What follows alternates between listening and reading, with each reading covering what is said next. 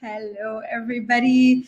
I am Marilyn, CEO and founder of Cosmic Centaurs and the host of Centaur Stage, this weekly video series where we explore bold ideas about the future of work and learning every Thursday afternoon at 2:30 p.m. UAE time with some incredible guests. Before we begin, as always, a reminder to give this video a like. Feel free to share it with anyone who you think might be interested in it. But also, and more importantly, please do contribute and ask questions in our comment box below. Today's episode is actually a very special one. For those of you who don't know, Rhea, who's here with us today, and myself have been co-hosting a podcast called Who Run the World, which started off really focused on female leadership. And as the pandemic came in, we started wanting to explore, different aspects of who we are as Arab women. So if you don't listen to that, please go to your podcast app and find Who Run the World and follow us there. And so it's a special episode because today is actually a crossover between our podcast, Who Run the World, and Centaur Stage. I'll introduce Rhea just a little bit for everybody to know more about her. So Rhea's a storyteller and podcast producer and host. She's currently the podcast manager at Deezer, where she produces original shows in Arabic and Turkish, amongst other things. Rhea and her team have released the first true crime podcast in Arabic, as well as the first sleep stories podcast in the region. And part of her work is also to support and empower podcast producers and creators to grow their own audiences. In addition to her work at Deezer, Rhea's an independent podcaster, and in addition to Who Run the World, she has recently released a bomb of a podcast called Masrahiya, Her Stage, which explores how femme revolutionaries in Beirut are changing, the set of circumstances that they are subjected to, which is part of the Google Podcast Creator Program. Rhea, I'm really happy to have you here today, and I know that everybody's very excited to have you here. Well, thank you for having me. I don't think I've ever heard you introduce me in such an official manner, and you're just making me blush. Very serious. I love it. I know. I've never, we've never been in such like a formal setting as co-hosts. I know. Around. I know. So in fact, for those of you who follow Centaur Stage, this episode will be a little more relaxed than it usually is because Rhea and I wanted to kind of also bring the Who Run the World flavor to our episode today. So Rhea, it's kind of sad that we're here today to talk about Women's Day and Women's Month and it being March, because it's kind of sad that we still have a month and that these kind of issues still haven't been resolved. And during today's debate, we'll be focusing on discussing whether distributed work or remote work actually helps or hinders gender equality in the workplace. So I know that we always have like heated conversations and plenty of disagreements. I wonder if we'll disagree with each other today. So maybe I'll kick us off with a question. When you and I used to interview women for Who Run the World, especially when we're looking at, gender equality in the workplace, a lot of the times what we would hear from female leaders or policymakers is that actually integrating remote work or flexible work options into the policies of companies was quite good for gender diversity and for women. So I wanted to kind of start us off there, and we'll discuss about whether the pandemic has kind of improved this or not. And I think, the jury's out on that. But let's talk about why originally are flexible and remote work policies actually good for women. Let's zoom back to before the pandemic. What do you think? I think the perception that it was helpful, I think, and I'm especially going to talk about working mothers. I'm not a working mother, so I can't really speak to that experience, but everyone knows about the second shift, that a lot of times that mothers just kind of go to work, do all that, the 9 to 5 there, and then when they get home from 9 to X, they also have to do the work. And so people thought back in the day that if you had flexible work, they can kind of integrate and have a lesser load in terms of working, and also lessen the guilt of also being away from their children. And especially during the like kind of caregiver years, I guess they call them for women. So I think that's one of the main reasons why flexible work was kind of promoted back then. What do you think? Yeah, I mean that's definitely it, right? Like we know from the pandemic now that a lot of women who have to care for others have actually had to exit the workforce. And so for sure, providing women the opportunity to make, let's say, private choices about their private lives, whether it's how they care for a family member, whether it's breastfeeding, which is another one of those big hurdles. We've all forgotten about this stuff now because we've all kicked into our survival mode. But the truth is that there was a lot of these hurdles that were part of everyday life that, you know, at certain stages in their life, let's say, women would be allowed to kind of create more balance between their work and their personal lives. I think there was also, you know, I was doing a bit of research for this, and, you know, one data point stuck out to me, especially in contrast to what the data looks like today. But pre-pandemic, if companies were working in if women were working in companies that promoted remote work as part of their policies, women ended up being 3 times more likely to attain leadership positions. What do you think about that? Isn't that crazy? That's crazy. But also, I think if comparing it to now, I find it very funny that was a statistic. Like I find it very. So I think that comes from different places, right? So I mean, remember all the stuff we used to talk about before the pandemic, women getting interrupted more often, women being less seen or being supposedly less good at developing their internal networks, but more importantly, women not being part of the gang, which used to be mostly made of their male counterparts. Remote work actually disables those kind of mechanisms. So women get interrupted less often in a Zoom call than they would in a real meeting. There's less mansplaining, you know, and there's a different way to form networks where if the whole company is remote or to some degree promoting remote work across the board, then they're less subjected to these kind of situations.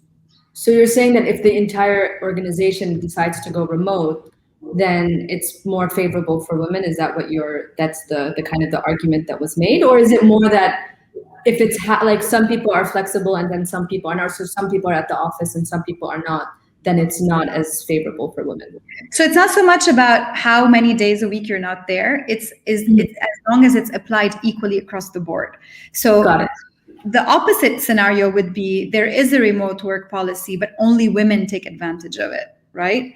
Then they definitely fall into the second-class citizen place. But if everybody's working from home the same number of days, then women are favored because the usual mechanisms of exclusion that take place in a sort of a physical co-located team would be less at play. And so they would have an opportunity. And so in companies where those flexible policies applied across the board, women could get promoted at 3 times the rate of companies that didn't. So, you know, when I was researching this, there's so much talk about how bad this year has been for women that I also wanted to remind myself of, like, why did we always think flexible work was going to be a good thing, right?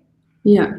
I wonder that because maybe this is also bias that we've been through it now for a year. I really don't think, I think it's helpful in terms of, like we were mentioning before, kind of making personal decisions and spending the time needed at home and the time needed at work.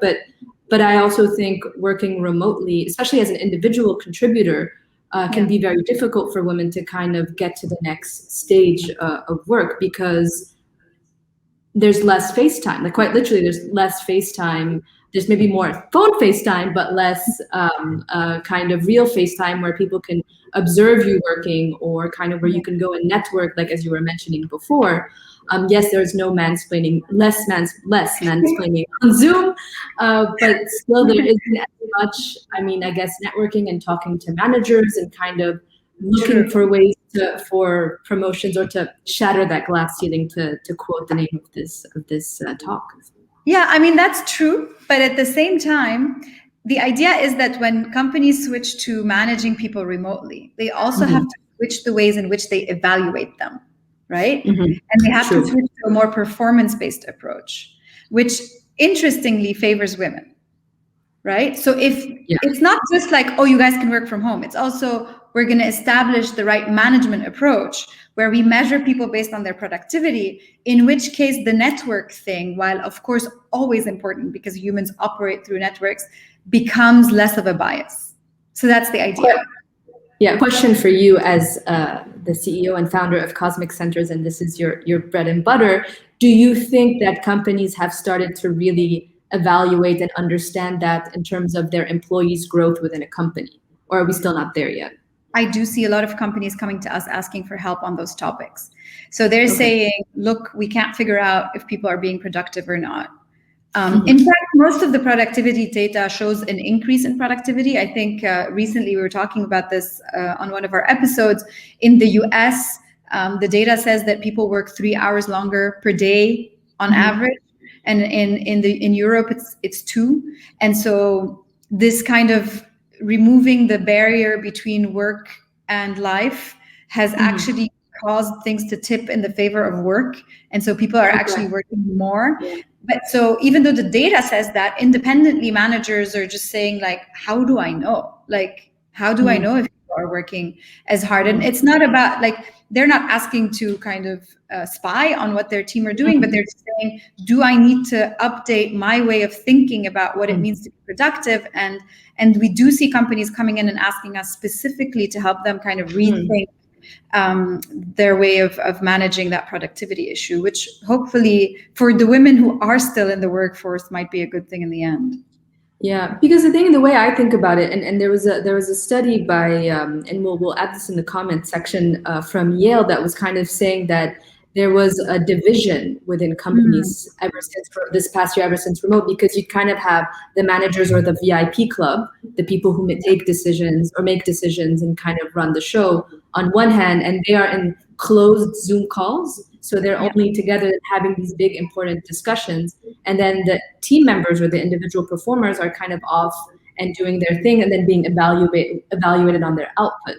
So for example, typically at the office, if someone is talking about a big project and you're within earshot, you can technically walk over and say like, hey, what about this idea? Can I jump in on this? Whereas if those conversations are happening on Zoom, then a lot of people and women are less likely already to kind of like volunteer and kind of put themselves forward, right?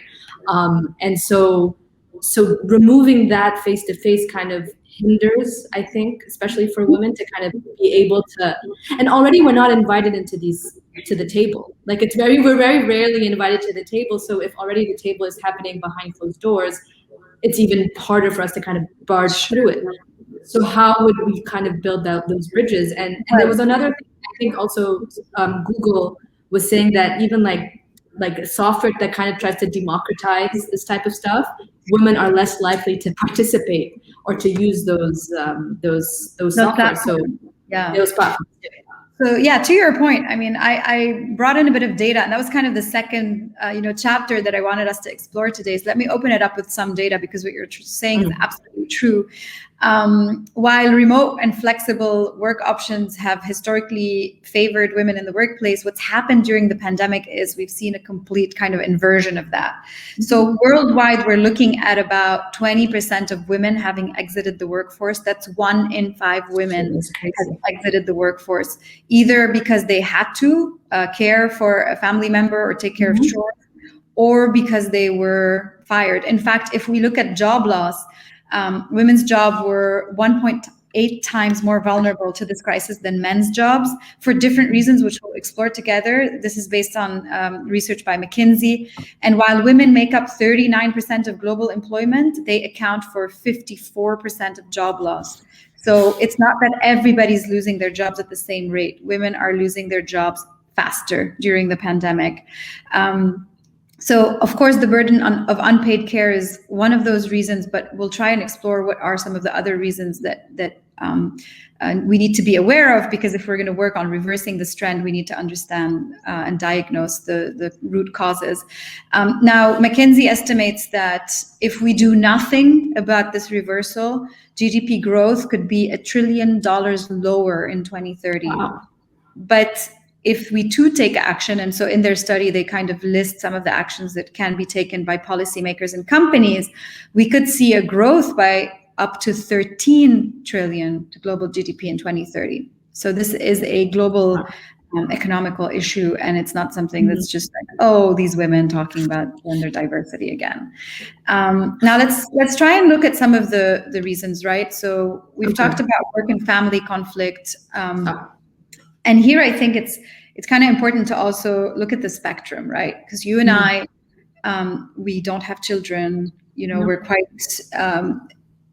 privileged in the sense of like our access to healthcare support, finances, etc. But I think that when we talk about women at a global stage, we have to look through the spectrum, right? From the most underprivileged that do kind of low-skilled labor work to, you know, white-collar office workers like you and me. What do you think, or you know, how would you kind of look at that spectrum and think about work and family conflict there? Let's talk about it for a minute. That's very interesting, because they're kind of two, well, in my brain at least, I'll focus on two kind of, and then I'll hand it over to you, but two kind of poles, right? So you have on one hand people like us where we don't have children, we don't have kind of like people to take care of at home. So on our side, it's more about a lot of it's about like, when do you stop working, right? It's when do you stop kind of putting the output, and that's a different opportunity, and it's more about knocking on the right doors and kind of standing up for all the output that we're doing and kind of making sure that there's a career trajectory for us. So that's one side, which we talked a bit about earlier. And then on the other hand, you have women who have children, who have families to kind of take care of. And I think there was a statistic that even though both mother and father are at home, see, that's the difference, right? Before, maybe the woman was kind of had flexible work, and maybe the husband was at work or whatever the setup was. But now when both the mother and the father, man and woman, are at home, women still are taking more of the burden at home and do more and have the second shift. And also there's statistics of the guilt and the anxiety and the stress that comes with working at home, because before, you'd go to the office and your kid wasn't in your eyesight, whereas here your kid is over there playing and you kind of are working, and there's that guilt of, I need to take care of them, but I also need to work. So there's that extra burden on mental health, right? Yeah, I mean, not to mention the fact that they're all not at school anymore, which has been another one of those big components. And you know, when we did the Cosmic Conference back in July, our closing panel, we had a debate about this. So we had two great guests, Sonal and Karmit. Of course, Joe Santos was also there, but Sonal and Karmit were some of the early people saying, this is really bad for us, you know? And at the time, it wasn't clear, first of all, because we didn't know how long it was going to last for, but also, like, I'm not a mother. I had no sense of, like, are they right? Are they exaggerating? You know, is it just a personal subjective feeling, or is this going to be generalized? And the data does prove them right. To your point, so much of the burden of making sure the kid is on a Zoom call when they need to be, and managing their schedules and finding things to entertain them, which used to be outsourced to schools, is just not happening anymore. So that's definitely like a huge aspect of that unpaid extra care or burden at home that women have to take on. I want to go back to what you were talking about earlier and maybe explore that with you a bit too. This idea of that dual class system, right? Of people who do show up and those that don't. Is that the case in your office? What do you, like, people who do show up? Some people consistently go and some people consistently don't. To the physical office, you mean? Yes. Well, I think it depends. It changed over time, but most of us, when we were able to go back, we went back. Like 90% of us, I would say probably 60% regularly, and then at the beginning, and then that kind of grew with time. Now we're back to kind of working a bit more from home. When I was able to go back, I went back. So I think, to be very honest, I think what people are more inclined to go towards is something that's a bit more flexible. So that's a bit more, if I can be at home some of the time and then be at the office some of the time, because I think you also need that mental separation. And also, I remember and I will only speak for myself here. I remember at one point when we were starting to go back to the office, and I was only going maybe once or twice a week. And I noticed that by going more to the office, I was more a part of the general strategy and work of the company. I was more aware of it. Whereas when I was sitting at home alone, I didn't know what was going on beyond my own department. So there I saw firsthand how being included as part of the conversation by being physically present and being recognized and being seen when you're there is much higher than when you're, especially for individual contributors. I think that when yes, I have my team, yes, we work together, but also I'm on a very specific department, right? Yeah. So I can imagine that other women go through similar things where they're just there and kind of either crunching numbers, editing, whatever it is that they do, right? So I think it's very, I don't know. I would say that people wanted remote work, right? Before the pandemic. During the pandemic, people wanted to go back to the office. We kind of went back to the office. Now people want it flexible, right? We don't know what we want. We don't know what we want, and we don't know what the effects are going to be. But that would be my, and also I also wanted to do a small parenthesis.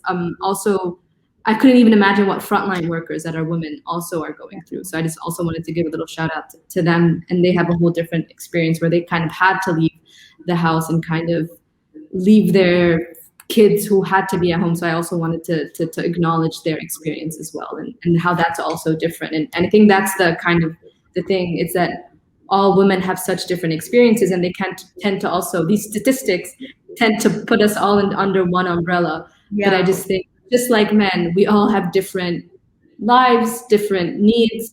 And that's why I think maybe a flexible work can answer those different needs. And I also think managers also need to be aware of this, especially if they want to retain the talent and they want talent to grow within their companies. They need to be aware of the different needs of their different employees, especially women, who are less likely to knock on the door. What do you think about all of this? We're gonna talk about like what companies and policymakers can look at.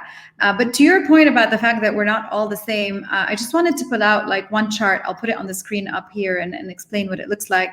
I think that's another really important data point to understand why women have also been kind of disproportionately impacted. So this is from that McKinsey article, which we'll post later on in the comments.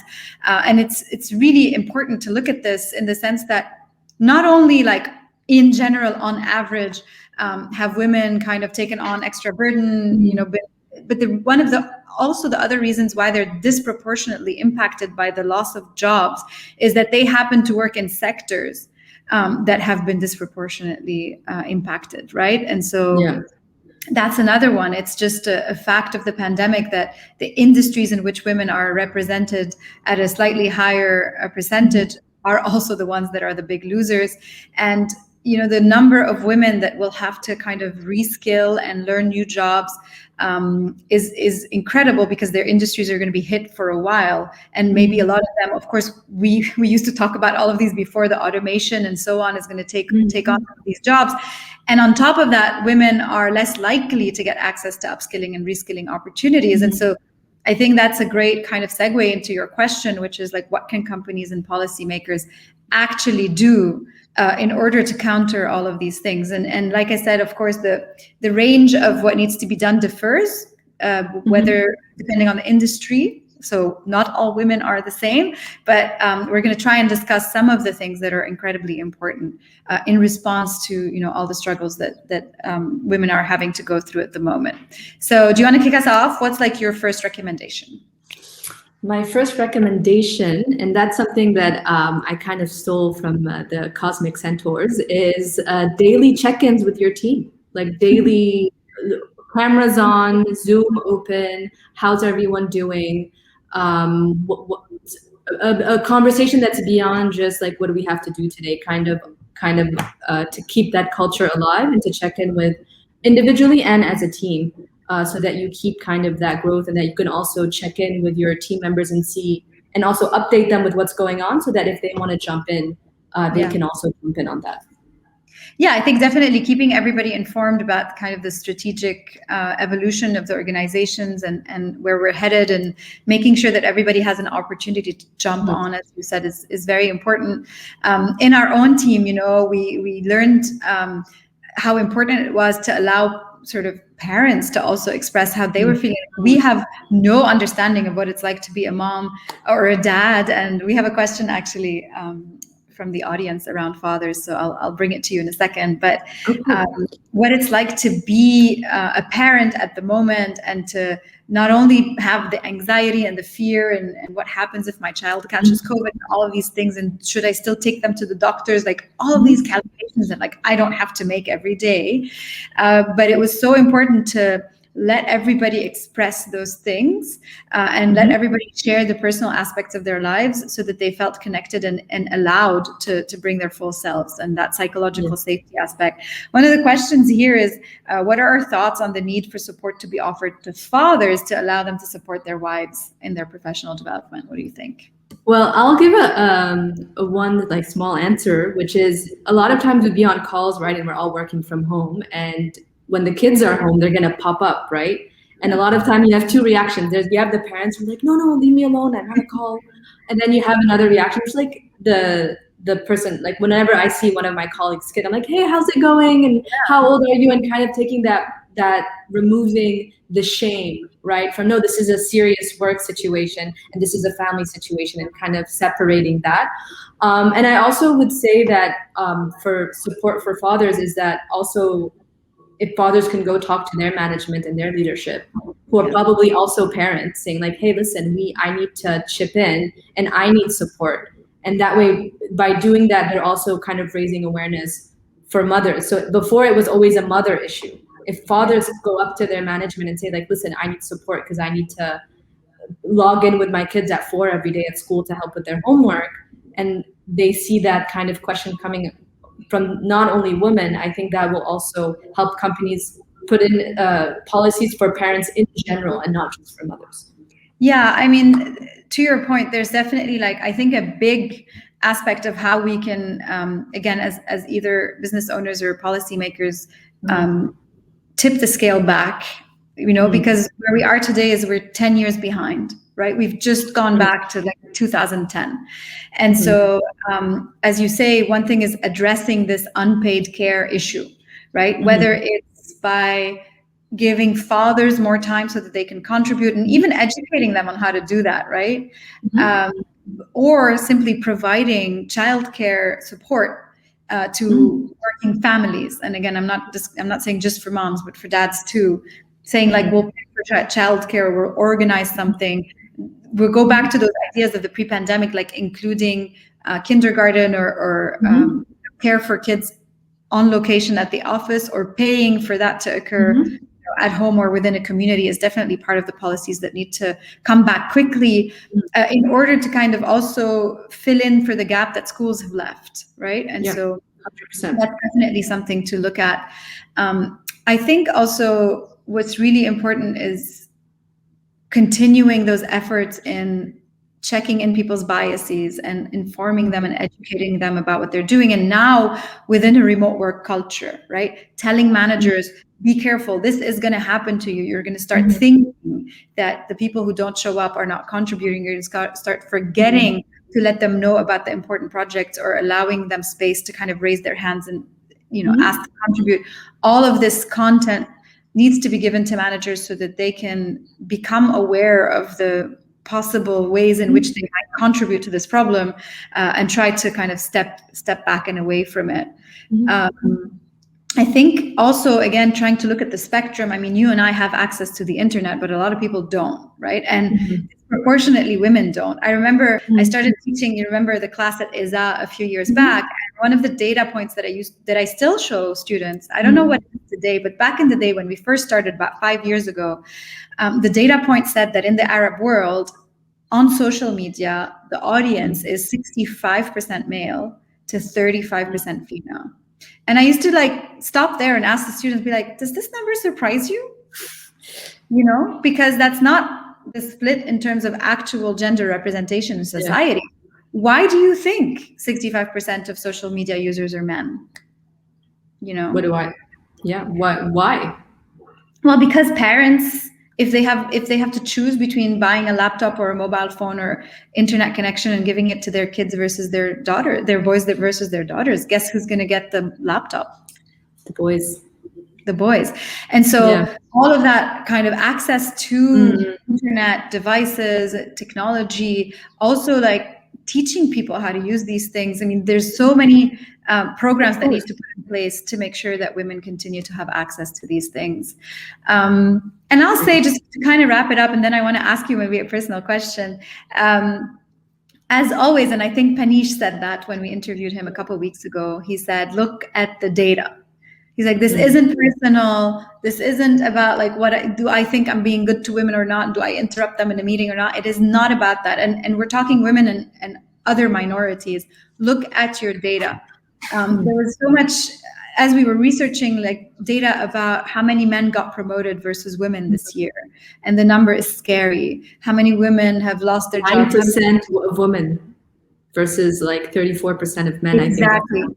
9% of women were promoted this year versus 34% of men. That's crazy, right? And so look at the data in your own organization, analyze the root cause, understand what is getting these problems to kind of show up, and then take action now. Like the McKinsey article is really great because what they say is like, look, this isn't cute anymore. Like this isn't about like, oh, let's think about it. Maybe you should put in some programs. Oh, how about some form of positive discrimination? Maybe. They're literally saying the impact on the global economy of not addressing this problem is not negligible anymore, right? It's like climate change. It's not cute anymore. It's not about the 2 degrees anymore. And that article is really great in that sense because it's really kind of raising a red flag. It's sounding the alarm on that. And so, Rhea, I want to ask you something like maybe personal, that people who are not managers or policymakers, but people who are joining companies or are in companies where they're still working, almost completely remotely. When you first started your job at Deezer, you're just before, the lockdown. And then your first few months, you couldn't meet your colleagues and you had to do everything remotely. So maybe give us like your top 3 things that you did that kind of you think are good advice for other people to emulate. Sure. And for anyone going through that now, I feel with you because it's very, very, I feel for you because it's very difficult to kind of understand your space in an organization where you haven't met anyone. First of all, I wouldn't shy away from scheduling recurrent one-on-one conversations with people. I think a lot of times you'll have a one-on-one Zoom to kind of introduce yourself to someone and then disappear. But if you make a point that once a month, I'm going to talk to this team member because I'm interested in what they're doing, or I want to ask them questions. A lot of companies have group chats, whether it's on Slack, Teams, whatever. Make sure that you appear in there. Make sure that you contribute, even though you might feel awkward and you don't know all the inside jokes and you don't know all the lingo, but make sure you appear in that. Because the more it's like when someone will run into you at the hallway. It's the same thing as people running into you at the hallway. If your name keeps popping up, then they'll see your name and they'll remember you and will be more likely to ask you how you're doing. I think we're creatures of habit, and if you kind of keep that going. And also don't be afraid to message your manager or message their manager to just see what's up, what's going on within the company, what are the different projects happening, what are the different initiatives that you want to be a part of, and ask. It's very scary to ask and to kind of get on that call, but if you don't ask, you're going to stay where you are. And so if you can, just get in there, kind of. I remember also we discussed this, like show up on the Slack channel. I know you told me like, no, I go in on the Slack channel every day, say good morning, Exactly. and at least you know I exist. Exactly. Or if someone says a joke, you say, haha, like it's not like do it naturally, of course, but kind of just show up, or if you have a piece of news, show off your accomplishment. I mean, every time we publish a podcast, we make sure to announce it on the company group. Say like, hey guys, look at what we did. And you give credit where credit is due and kind of show that off as well so that people can celebrate with you and kind of see what you're doing. So make sure to be vocal. I think that's the number one rule, is just be vocal. Brilliant. I love that. So Rhea, it's time to wrap up our show for today. And you will not, escape, just because you're my co-host of We Run the World, you will not escape our last question, which everybody has to answer in order to go through this episode. So Rhea, please complete the following sentence and explain your choice of words. The future of work is? So before, because I knew this was coming because I watched this show. Thanks. And before our conversation, I was going to say flexible, but then midway through our conversation, I scratched that because that is not what I believe it should be. And then I thought I was going to say empathetic, which I think it should be empathetic, but I'm going to scratch that, and it's not what I'm going to say it is. But what I am going to say, it should be inclusive. Right. I think the future of work, in order for it to be flexible, needs to take into account the different needs of the different team members and to be inclusive of that. I think in order to be empathetic, you need to be inclusive of those needs.